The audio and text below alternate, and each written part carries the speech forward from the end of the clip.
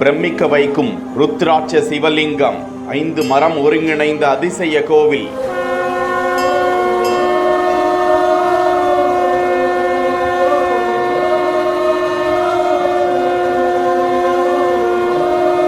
முக்கியமாக இந்த கோவிலுக்கு சென்று வலம் வந்தால் தொட்டது துலங்கும், கேட்டது நடக்குமா?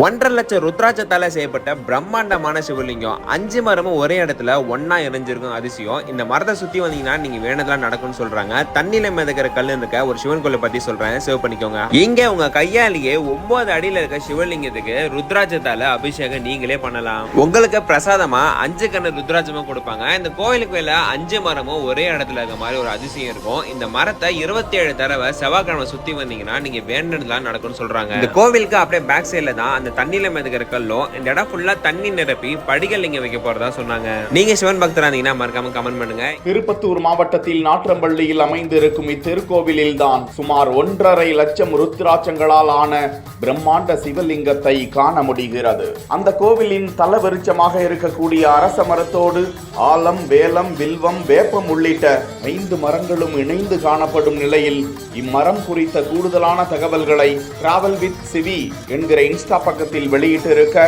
ஓம் நமச்சிவாய என ஏராளமானோர் பக்தி பரவச கருத்துக்களை தெரிவித்து வருகிறார்கள்.